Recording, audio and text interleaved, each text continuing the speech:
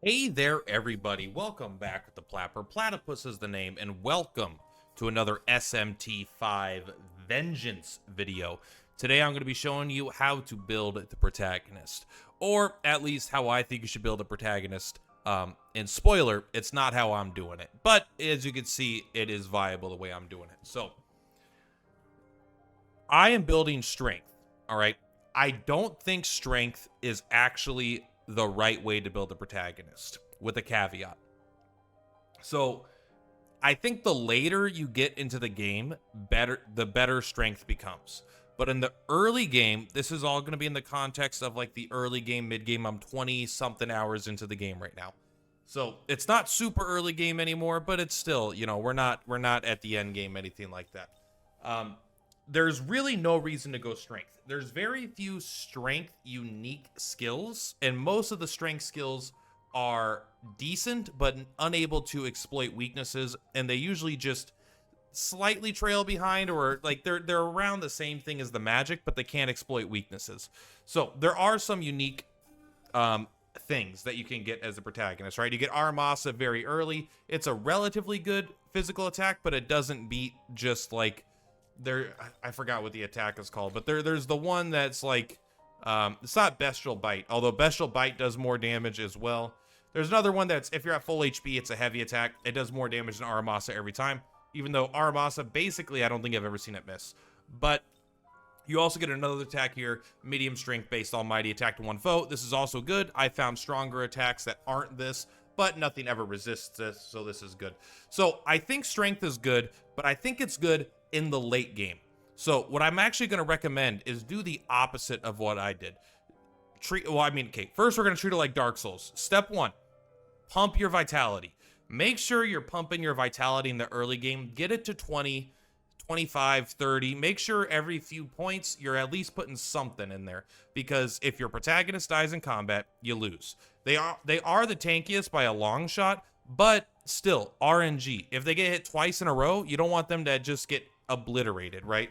So just make sure you're pumping stuff into vitality, because you could always have extra damage in your other units.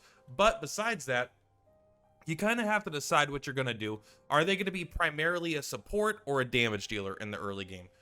I would probably lean towards, honestly, it kind of depends on what kind of demons you like, I suppose. The protagonist is very good at both of these things.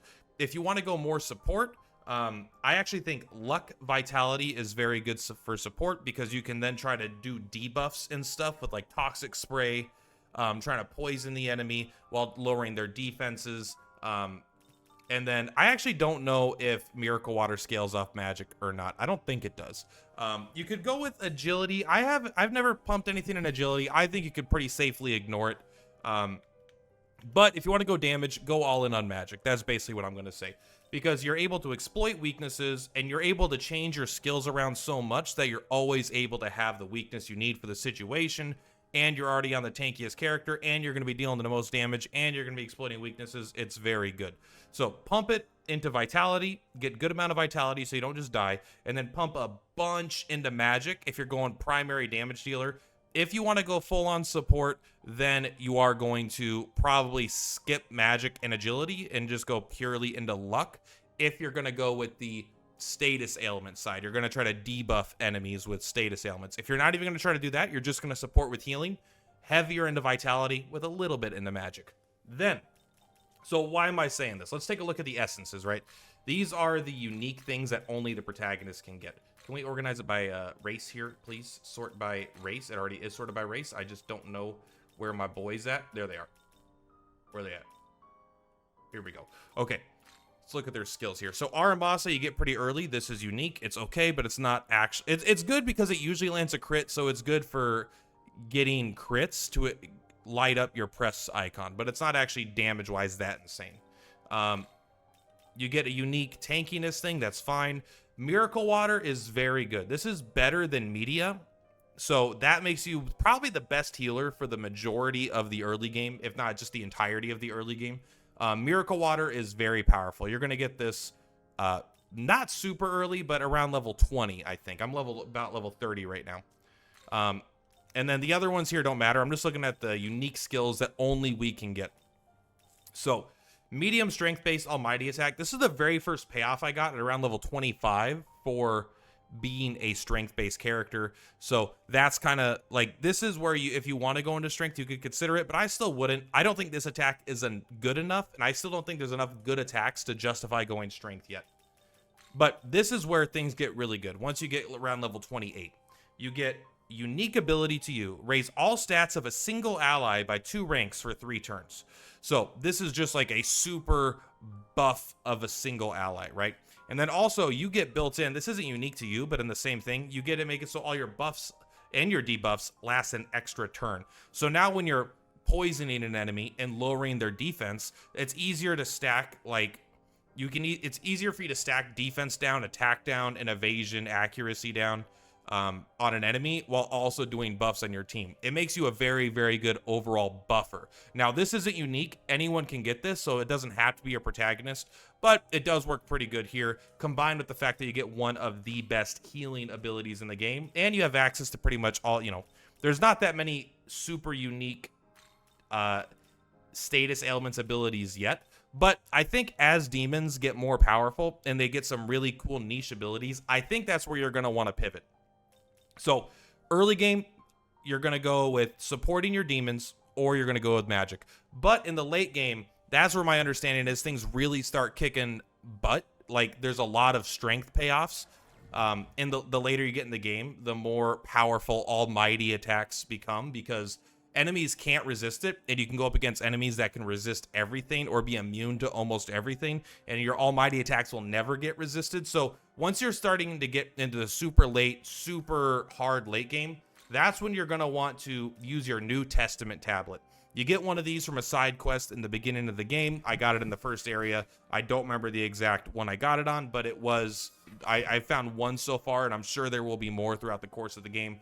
Allows you to reallocate your stat points. So this is going to be pretty important if you're not going the route. You could just go strength right out the gate, and it works fine. You do good damage, but I constantly feel like my main character is the one I care about acting the least. I'm like, all right, I just know what they're going to do. They're going to do some damage.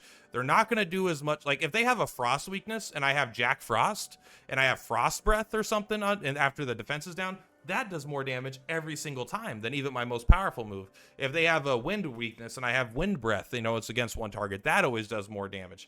Like, and if I have a bunch of things like, do more wind damage, increase the potency of wind moves, and, increase crit damage with wind attacks or something, right?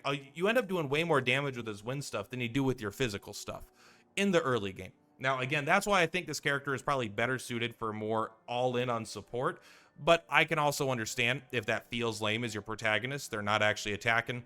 I like the strength build because I don't need to change his skills a bunch and I can focus on my demons. So for me, it's more convenient, but I don't think it's optimal. But yeah, that's basically it. Just to reiterate, even though I've said it 16 times, pump into vitality, step 1. Step 2, decide if you're going to go magic or support. If you're going magic. If you're going support, go luck. If you're going debuff, if you're going status ailments, if you don't want to ever do status ailments, then just go more and more vitality with a little bit of magic and agility. Then in the late game, switch it, pump vitality, pump strength. That's how I would say to build the character. I think that's probably going to be one of the better ways to do it. If you agree, disagree, let me know. Maybe you think I'm undervaluing agility. I don't miss that much of the protagonist. I do miss on other characters, but the protagonist seems to get a natural level of agility enough where I just don't really worry about it. It doesn't feel like that important to me, but let me know if you agree, disagree, and if you've have any other ideas about what you think you can do. Much love for Platypus is for Platypus. See you on the flip-flops. Bye!